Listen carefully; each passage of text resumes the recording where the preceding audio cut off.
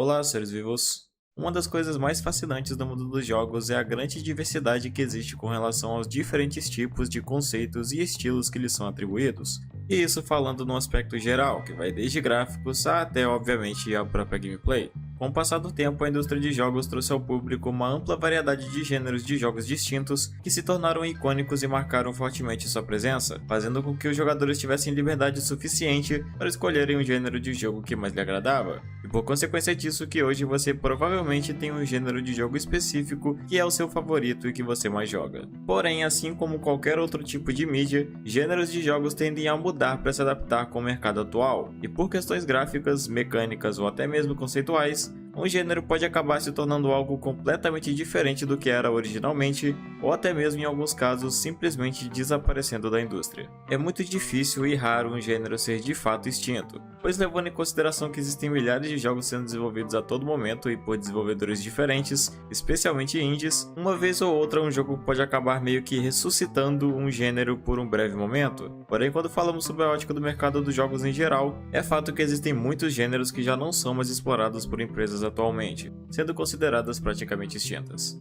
E é por isso que no vídeo de hoje, nós iremos falar sobre alguns gêneros de jogos que não existem mais e foram extintos da indústria de jogos.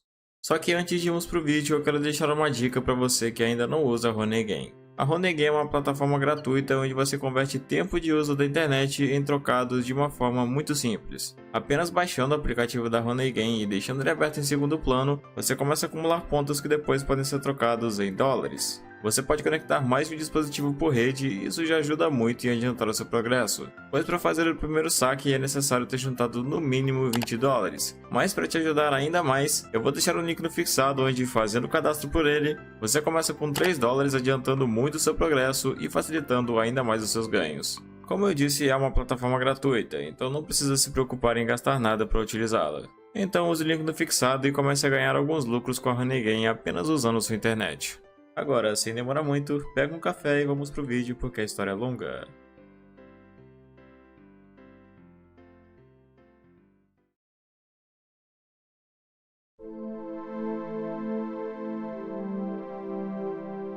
Para começar a falar sobre esse assunto, podemos começar voltando um pouco no tempo e olhando para alguns dos estilos de jogos que eram mais comuns a partir dos anos 70 e início da década de 80. Pois, como é de se imaginar, devido à grande limitação computacional dos hardwares da época, os jogos precisavam ter em suma conceitos e estilos simples o suficiente para que pudessem ser processados pelas máquinas. Então era um grande desafio para os desenvolvedores que precisavam equilibrar desempenho e diversão, pois o jogo precisava ser leve o suficiente para ser rodado e divertido o suficiente para entreter. Foi então que um dos primeiros gêneros de jogos surgiram e permaneceram fortemente na indústria durante um bom tempo por ser um conceito que conseguia exercer muito bem essa função. E esses foram os jogos de labirinto, também conhecidos como maze games. Provavelmente o título mais marcante em meio a esse gênero seja o clássico Pac-Man, que é até hoje uma referência clássica no mundo dos jogos. Porém, desde muito antes disso, o gênero de jogo de labirinto já protagonizava os títulos mais recorrentes dos arcades de antigamente, por ser caracterizado por uma dinâmica simples, mas divertida, onde quase sempre o jogador tinha que escapar de inimigos indo de um ponto até o outro para completar a fase, junto da perspectiva top-down que na maioria das vezes era um elemento bem presente. Com o passar do tempo, os jogos de labirinto foram se tornando cada vez mais populares na medida em que novos lançamentos iam surgindo, como por exemplo o jogo Bomberman, que foi um sucesso tão grande que desde seu primeiro título, lançado em 1983, estrelou mais de 60 jogos diferentes relacionados a ele. Alguns dos consoles que mais tiveram lançamentos desse gênero foram os consoles clássicos como o Atari 2600, por exemplo. E se você já teve um console desses em sua casa, bem, primeiro que você já tá bem velho, e também que você já deve ter se familiarizado bastante com esse estilo.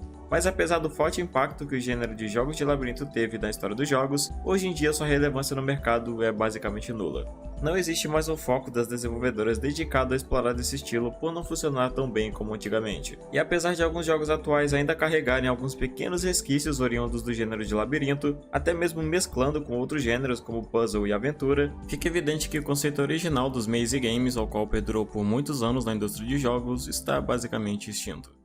Agora falando sobre um dos meus gêneros favoritos e inegavelmente um dos mais marcantes entre os que existem nos jogos, temos o gênero que ficou marcado por grandes produções, principalmente nos anos 80 e 90, e que foi responsável por gerar os títulos mais clássicos que temos hoje em dia, e esse gênero é o gênero point and click.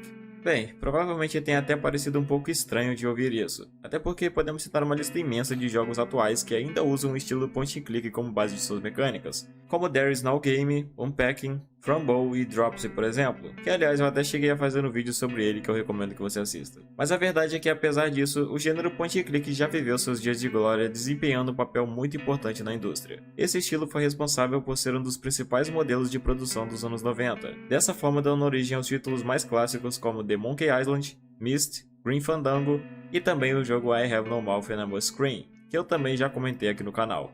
E com o passar do tempo, o gênero de apontar e clicar também foi responsável por marcar muitos dos jogos em Flash que encontrávamos na internet. É muito provável, aliás, que se você, assim como eu, também tenha nascido por volta do início dos anos 2000, tenha tido seus primeiros contatos com o gênero point and click justamente a partir dos jogos em Flash, pois muitos dos jogos mais marcantes da internet eram baseados nesse estilo, como é o caso de Pico School, os jogos do Henry Stickmin e também aqueles nostálgicos jogos do Scooby-Doo que você com certeza já jogou. Mas apesar da forte relevância que tinha no mercado de jogos e que gerou produções milionárias, hoje em dia o gênero point and click só se mantém vivo por conta de produções indies que ainda exploram o gênero impedindo que ele desapareça, mas é fato que não existem mais grandes produções dedicadas a explorar o gênero. E se desconsiderarmos o campo dos indie games e até mesmo o fim dos jogos em Flash, podemos dizer que o gênero point and click é um gênero que foi de fato extinto.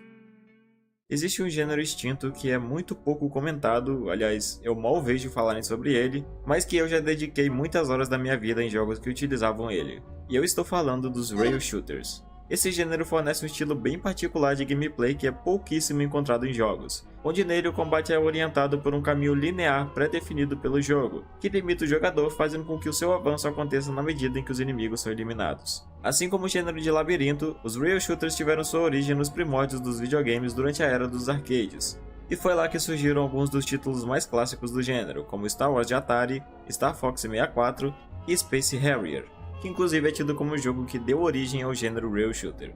Com o passar do tempo, esse estilo teve algum espaço sendo explorado em franquias muito populares, como por exemplo com os lançamentos de Resident Evil, The Dark Side Chronicles e Dead Space Extraction. Porém, quase sempre foi muito difícil encaixar franquias populares com esse gênero, o que quase sempre resultava numa recepção não muito empolgante por parte do público. Isso porque logo a partir do final da década de 90, o gênero Rail Shooter já começava a se tornar mais impopular e caindo cada vez mais na obscuridade. Pode-se dizer que o gênero Rail Shooter é um estilo bem difícil de agradar o público geral justamente por conta de seu conceito. Mas mesmo com isso, ele foi responsável por gerar títulos emblemáticos como Time Crisis, The House of the Dead e Panzer Dragoon.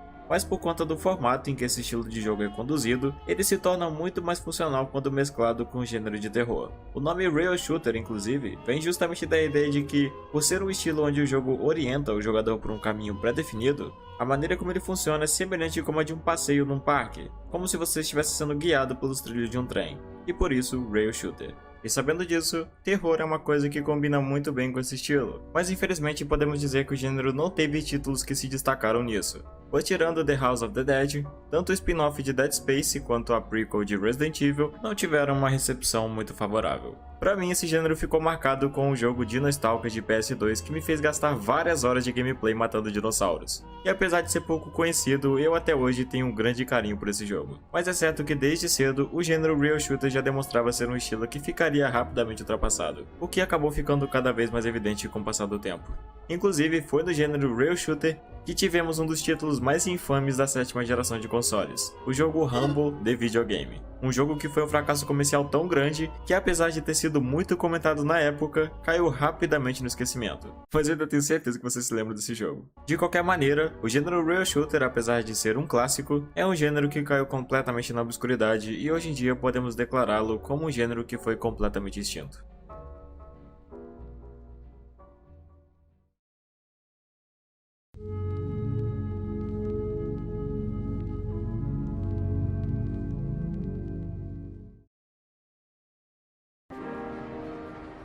Agora vamos falar sobre um dos tipos de jogos que eram mais presentes em consoles por ser um tipo de marketing promocional para uma outra mídia, e esses foram os tie-in games, comumente conhecidos como jogos de filmes. Um dos estilos mais clássicos que a imensa maioria das pessoas que tiveram um PS2 já jogaram pelo menos uma vez na vida. E certamente esse também era um dos mais vendidos naquelas banquinhas que encontrávamos na rua, e muito provavelmente por esse motivo que eu já joguei tantos desse tipo. Mas ao contrário do que podemos encontrar em alguns jogos de hoje em dia, o estilo de jogo de filme que eu estou falando era bem particular entre o início do ano 2000 e final de 2010. Pois ao contrário de jogos como Alien Isolation, por exemplo, onde o jogo tem seu enredo baseado na franquia de filmes Alien, nos tie games as histórias eram exatamente idênticas do filme ao qual ele era baseado. Isso porque esse gênero de jogo era criado com frequência para surfar no hype do filme, e por ter essa premissa, tecnicamente não existia um esforço criativo na criação desses jogos. Afinal, a ideia é de que eles seriam um retrato preciso da trama do filme. Então, sabendo disso, como é de se imaginar, a produção desse tipo de jogo era algo muito fácil de fazer e tinha um potencial de lucro imenso. O estilo de jogo tie game foi explorado nos mais diversos tipos de filmes, como Madagascar, que eu me lembro de ter jogado muito mesmo esse jogo, Ratatouille, que igualmente eu joguei por muito tempo, aliás, dá até uma nostalgia de ver gameplays desse jogo hoje em dia,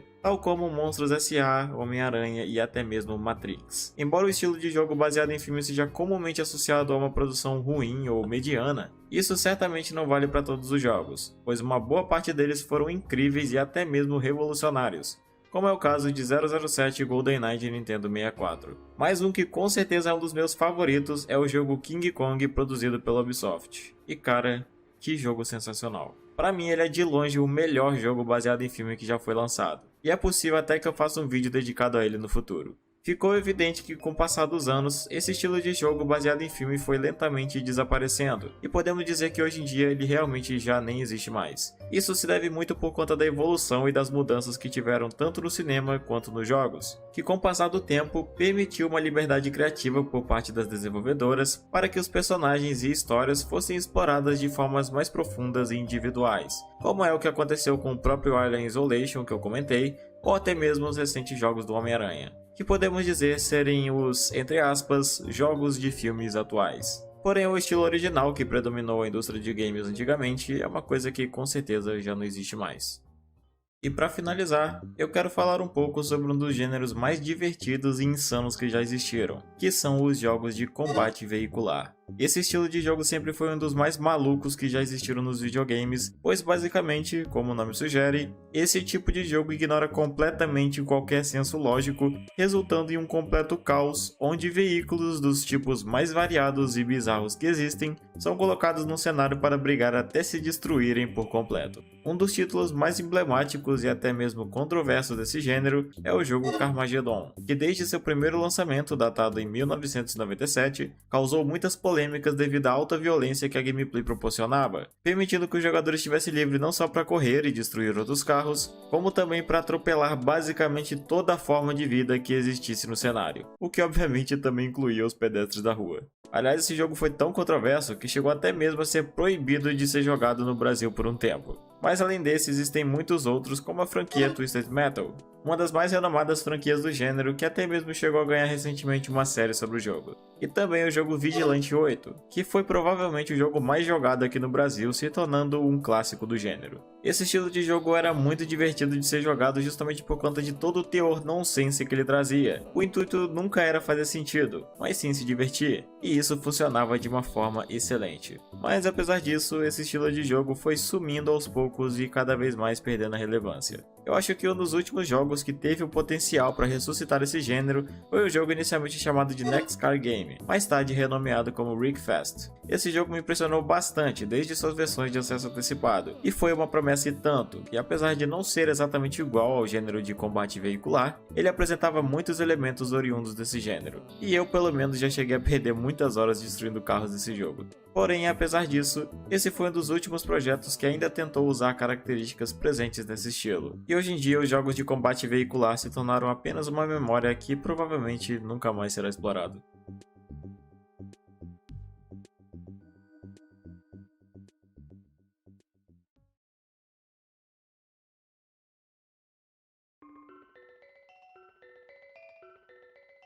E bem, chegamos ao fim de mais um vídeo. Apesar de eu ter comentado apenas sobre alguns gêneros, existem muitos outros estilos de jogos que já não são mais explorados e desapareceram completamente.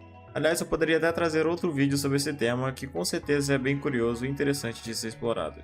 Mesmo que um gênero desapareça do mercado, sempre existe a possibilidade do mesmo ser, entre aspas, revivido por desenvolvedoras indie, e portanto é meio que impossível de um gênero desaparecer por completo. Porém, mesmo que aconteça, esse gênero em questão continuará irrelevante no mercado por não ser mais uma tendência, o que tecnicamente faz com que ele continue extinto na prática. Caso você queira fazer alguma observação sobre algo que foi dito no vídeo ou até mesmo alguma correção, eu peço que você esteja à vontade para comentar aqui embaixo. E eu espero que você tenha gostado desse vídeo e tenha tido uma boa experiência com ele. E se for esse o caso, eu peço encarecidamente que você deixe o seu gostei e, como eu disse, comente o que achou do vídeo, pois com certeza isso vai me ajudar demais. E no mais é isso, espero todos vocês no próximo vídeo. Até mais!